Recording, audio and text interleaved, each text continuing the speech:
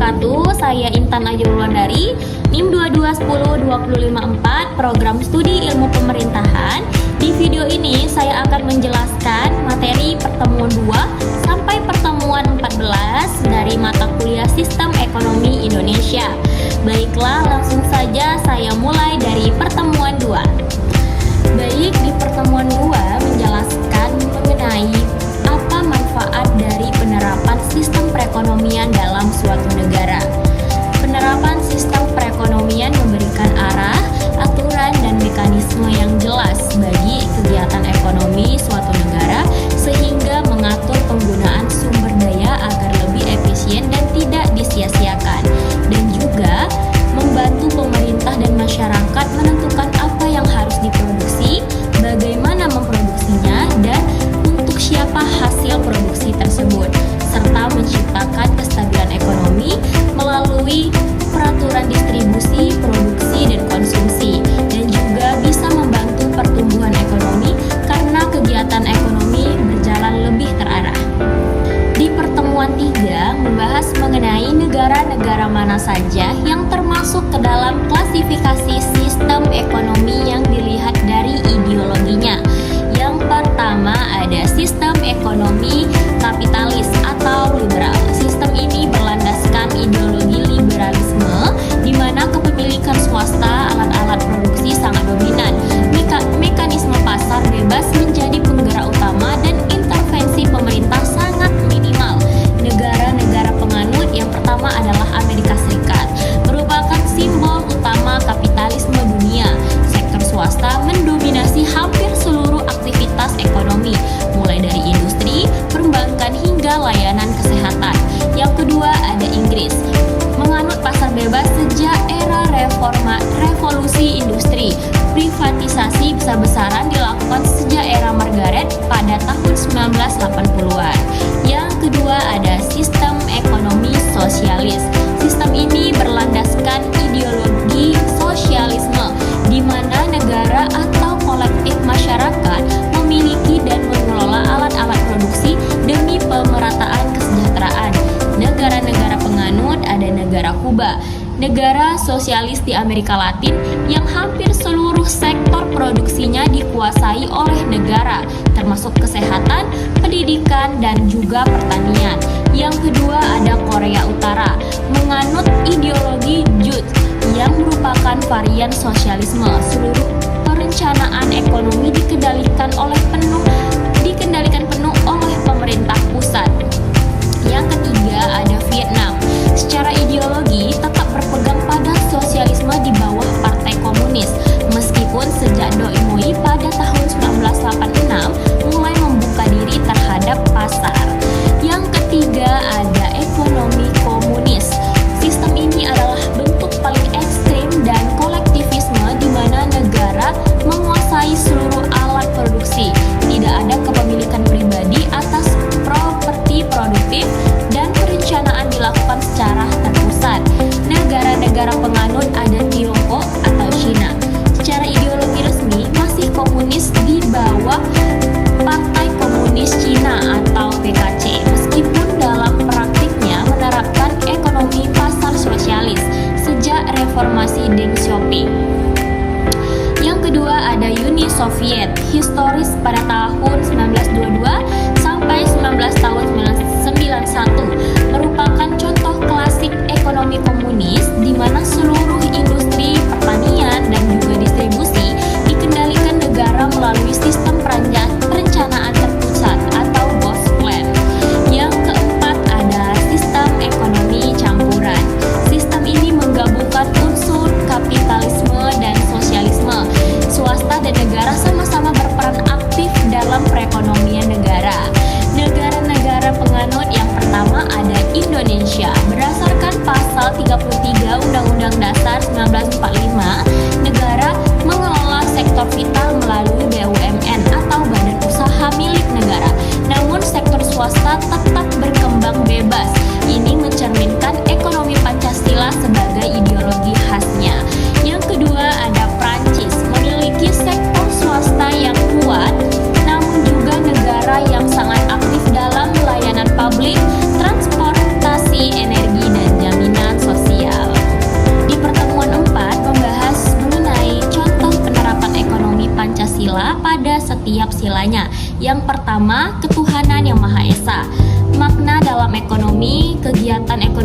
dilakukan secara bermoral, jujur, dan tidak merugikan orang lain sesuai dengan ajaran agama. Contoh, perusahaan tidak melakukan korupsi, suap, atau eksploitasi berlebihan. Yang kedua, kemanusiaan yang adil dan beradab. Makna dalam perekonomian, perlakuan yang manusiawi, adil, dan beretika terhadap semua pelaku ekonomi. Contohnya, pekerja mendapatkan upah yang layak dan jam kerja yang manusiawi. Yang ketiga, persatuan Indonesia. Makna dalam perekonomian, ekonomi harus membangun keutuhan dan kemajuan bangsa, bukan kepentingan kelompok saja. Contohnya, mengutamakan produk dalam negeri untuk memperkuat perekonomian nasional. Yang keempat, kerakyatan yang dipimpin oleh hikmat kebijaksanaan dalam permusyawaratan perwakilan. Makna dalam perekonomian, keputusan ekonomi dibuat secara musyawarah, melibatkan banyak pihak, dan memperhatikan kepentingan rakyat. Contohnya, pembentukan koperasi yang pengelolanya diputuskan secara demokratis. Yang terakhir, keadilan sosial bagi seluruh rakyat Indonesia. Makna dalam perekonomian, tujuan utamanya adalah pemerataan kesejahteraan bagi seluruh rakyat Indonesia. Contohnya, program pementasan kemiskinan dan bantuan sosial bagi yang membutuhkan. Di pertemuan 5, mahasiswa mendapat pertanyaan, jika ingin menjadi suatu negara yang maju, sebaiknya Indonesia memakai sistem ekonomi yang mana? Dan menurut saya, yang paling tepat adalah sistem ekonomi campuran yang berbasis Pancasila. Karena sebenarnya Indonesia sudah menganut sistem ekonomi Pancasila, yaitu gabungan antara ekonomi pasar atau liberal yang memberikan kebebasan usaha dan inovasi ekonomi terpusat yang negara tetap mengatur sektor-sektor penting. Di pertemuan 6, memasuki materi memberikan contoh masing-masing dari unsur kebijakan ekonomi. Yang pertama, menurunkan angka pengangguran, mengendalikan inflasi, atau meningkatkan pertumbuhan ekonomi. Yang kedua, menurunkan suku bunga oleh Bank Indonesia, memberikan subsidi BBM atau listrik, menetapkan pajak, bisa jadi itu menaikkan atau menurunkan pajak. Yang ketiga, pemerintah atau Kementerian Keuangan, Bank Indonesia, Otoritas Jasa Keuangan atau OJK. Yang keempat, UMKM, usaha mikro kecil dan menengah, masyarakat berpenghasilan rendah, dan sektor industri atau pertanian. Di pertemuan 7, memasuki materi contoh kebijakan fiskal yang sedang dijalani Indonesia di tahun 2024. Contoh kebijakan fiskal Indonesia tahun 2024 yang nyata dan sedang dijalankan pemerintah melalui APBN 2024 atau Anggaran Pendapatan dan Belanja Negara. Yang pertama, pengendalian inflasi atau stabilitas harga. Pemerintah mengalokasikan anggaran untuk menjaga harga kebutuhan pokok yang agar tetap stabil, misalnya melalui subsidi pangan, operasi pasar, bantuan untuk dampak El Nino yang bertujuan agar harga tidak melonjak dan daya beli masyarakat tetap terjaga. Yang kedua, program penghapusan kemiskinan ekstrim. Kebijakan fiskal 2024 memprioritaskan bantuan sosial, yaitu meliputi BLT dan sembako. Yang kedua, perlindungan sosial atau Perlinsos, bahkan ditargetkan kemiskinan ekstrim mendekati 0%. Yang ketiga, ada penurunan angka stunting. Pemerintah menganggarkan dana untuk perbaikan gizi anak, layanan kesehatan ibu dan anak yang bertujuan meningkatkan kualitas SDM Indonesia di masa depan. Yang keempat, ada peningkatan belanja infrastruktur. Contohnya, pembangunan jalan transportasi, pembangunan ibu kota Nusantara atau IKN, anggaran infrastruktur mencapai ratusan triliun rupiah untuk mendorong pertumbuhan ekonomi. Baik, kita masuk ke materi pertemuan 9, karena di pertemuan 8 kita memasuki ujian tengah semester. Di pertemuan 9, mahasiswa diberikan kesempatan untuk mengomentari perang antara Rusia dan Ukraina. Apakah ada dampaknya terhadap globalisasi ekonomi? Dan jika ada, mahasiswa diberikan kesempatan untuk memberikan tanggapan. Nah, tanggapan saya ialah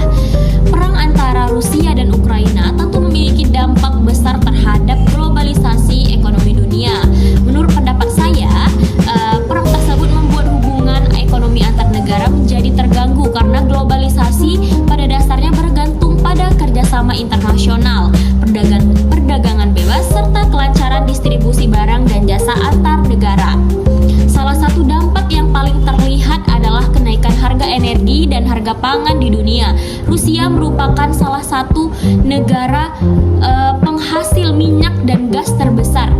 Sedangkan Ukraina dikenal sebagai penghasil gandum yang cukup besar di dunia. Ketika perang terjadi, distribusi minyak, gas, dan gandum menjadi terganggu sehingga harga-harga global ikut naik pastinya. Akibat banyak negara mengalami inflasi dan kenaikan biaya hidup. Selain itu, perang juga mempengaruhi perdagangan internasional dan investasi. Banyak negara memberikan sanksi ekonomi kepada Rusia sehingga hubungan perdagangan menjadi terbatas. Perusahaan internasional pun juga lebih berhati-hati dalam berinvestasi karena kondisi ekonomi dunia menjadi tidak stabil. Hal ini dapat menyebabkan pertumbuhan ekonomi global menghambat. Nah, di pertemuan 10, mahasiswa diberikan kesempatan untuk menjelaskan perkembangan Badan Usaha Milik Negara atau BUMN 15 tahun yang lalu dengan yang sekarang seperti apa perkembangannya.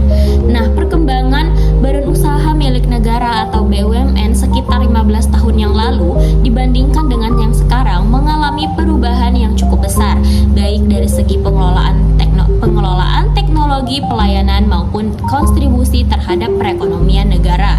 Sekitar 15 tahun yang lalu, banyak BUMN di Indonesia masih menghadapi berbagai kendala seperti birokrasi yang lambat, pelayanan yang belum maksimal, penggunaan teknologi yang terbatas, serta beberapa perusahaan yang mengalami kerugian. Pada masa itu, sebagian besar kegiatan BUMN masih dilakukan secara konvensional dan belum terlalu fokus pada inovasi maupun persaingan global. Selain itu, transparansi dan profesionalisme dalam pengelolaan perusahaan juga masih perlu ditingkatkan. Sedangkan saat ini perkembangan BUMN sudah jauh lebih maju. Banyak BUMN mulai melakukan transformasi digital, meningkatkan kualitas pelayanan, serta memperbaiki sistem manajemen perusahaan agar lebih profesional dan efisien. Contohnya pada sektor perbankan, transportasi, telekomunikasi, dan energi yang kini sudah memanfaatkan teknologi digital untuk mempermudah pelayanan kepada masyarakat.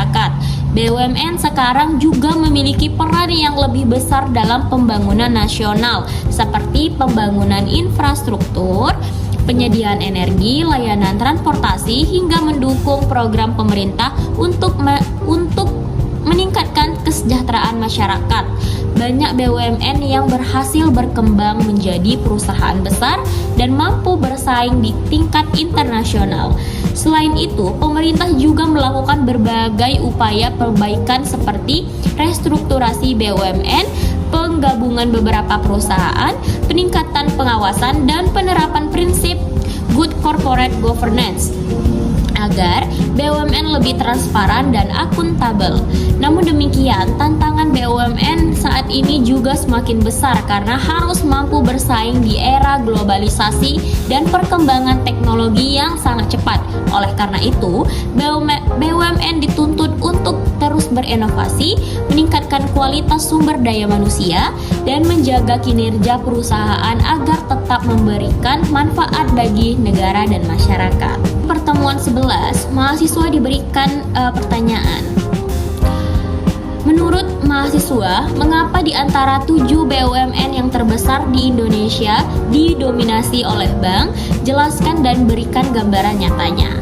Menurut pendapat saya, dominasi sektor bank di antara 7 BUMN terbesar di Indonesia terjadi karena perbankan memiliki peran yang sangat penting dalam menggerakkan perekonomian negara. Bank menjadi pusat aktivitas keuangan masyarakat, pemerintah maupun dunia usaha, sehingga perputaran uang yang terjadi sangat besar dan terus berlangsung setiap harinya. BUMN perbankan seperti BRI, Bank Mandiri, BNI, dan BTN mampu berkembang besar karena memiliki jutaan nasabah dari berbagai kalangan, mulai dari masyarakat kecil, pegawai, pelaku UMKM, hingga perusahaan besar. Semakin banyak masyarakat menggunakan layanan bank, maka semakin besar pula aset dan keuntungan yang dimiliki bank tersebut. Selain itu, bank memiliki sumber pendapatan yang stabil seperti dari bunga pinjaman, biaya administrasi, layanan transaksi digital, investasi, hingga pembiayaan usaha. ini hampir semua aktivitas ekonomi menggunakan layanan perbankan seperti transfer uang, pembayaran online, kredit rumah, pinjaman usaha, pembayaran gaji, dan transaksi digital lainnya. Hal inilah yang membuat sektor perbankan terus tumbuh dan mendominasi. Gambaran nyatanya dapat dilihat dari kehidupan sehari-hari. Misalnya masyarakat menerima gaji melalui rekening bank, pelaku UMKM meminjam modal usaha dari bank, mahasiswa membayar kuliah melalui mobil banking, masyarakat menggunakan QRIS, ATM, dan aplikasi perbankan untuk transaksi harian. Pemerintah juga menyalurkan bantuan sosial melalui rekening bank BUMN. Karena aktivitas ekonomi masyarakat sangat bergantung pada perbankan, maka aset, laba, dan pengaruh bank BUMN menjadi sangat besar dibandingkan banyak sektor lainnya. Selain itu, bank juga dipercaya masyarakat karena dijamin dan diawasi oleh pemerintah, sehingga tingkat kepercayaan publik itu lebih tinggi. Jadi dominasi bank di antara BUMN terbesar terjadi karena bank merupakan utama sistem ekonomi dan memiliki peran yang sangat luas dalam perekonomian masyarakat maupun negara. Pertemuan 12 memasuki materi menjelaskan fungsi koperasi bagi perekonomian Indonesia. Koperasi memiliki fungsi yang sangat penting bagi perekonomian Indonesia karena koperasi berperan sebagai wadah kerjasama ekonomi yang berasaskan kekeluargaan dan gotong royong. Keberadaan koperasi bertujuan untuk meningkatkan kesejahteraan anggota serta membantu memperkuat perekonomian masyarakat secara umum. Fungsi koperasi bagi perekonomian Indonesia antara lain, koperasi membantu anggota memenuhi kebutuhan ekonomi seperti menyediakan barang dengan harga terjangkau, memberikan peminjaman modal, dan membagikan sisa hasil usaha atau SHU kepada anggota. Koperasi menjadi sarana bagi masyarakat kecil untuk mengembangkan usaha sehingga dapat meningkatkan pendapatan dan taraf hidup masyarakat. Dengan adanya kegiatan koperasi, terbuka lapangan pekerjaan baru bagi masyarakat, baik secara langsung maupun secara tidak langsung. Koperasi juga memberikan kesempatan yang sama bagi kepada anggota untuk memperoleh manfaat ekonomi sehingga dapat mengurangi kesenjangan sosial dan ekonomi. Koperasi membantu pelaku usaha kecil dalam permodalan, pemasaran, dan pelatihan sehingga usaha mereka dapat berkembang. Dalam koperasi, setiap anggota memiliki hak dan kewajiban yang sama. Pengambilan keputusan dilakukan secara musyawarah demi kepentingan bersama. Di pertemuan 13, mahasiswa diberikan tugas untuk mencari sebuah video di YouTube yang berkaitan dengan kemajuan koperasi di Indonesia. Lalu mahasiswa diberikan kesempatan untuk memberikan ulasan terhadap video tersebut. Dan video yang saya temukan menjelaskan bagaimana perkembangan koperasi di Indonesia semakin maju dan mulai mendapatkan perhatian besar dari pemerintah. Dalam video itu dijelaskan bahwa koperasi tidak hanya menjadi tempat simpan pinjam, tetapi juga menjadi sarana untuk meningkatkan kesejahteraan masyarakat, memperkuat ekonomi desa, dan membuka peluang usaha bagi masyarakat kecil. Dan menurut pendapat saya, perkembangan koperasi di Indonesia saat ini sudah mengalami perubahan yang cukup baik dibandingkan beberapa tahun sebelumnya.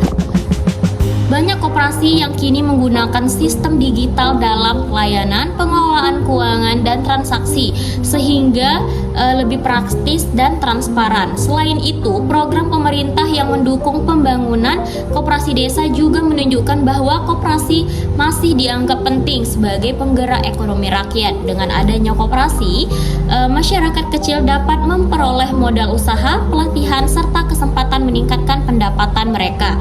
Namun demikian, menurut saya masih terdapat beberapa tantangan yang harus diperbaiki, seperti rendahnya minat masyarakat terhadap koperasi, kualitas sumber daya manusia, dan pengelolaan koperasi yang belum merata di setiap daerah.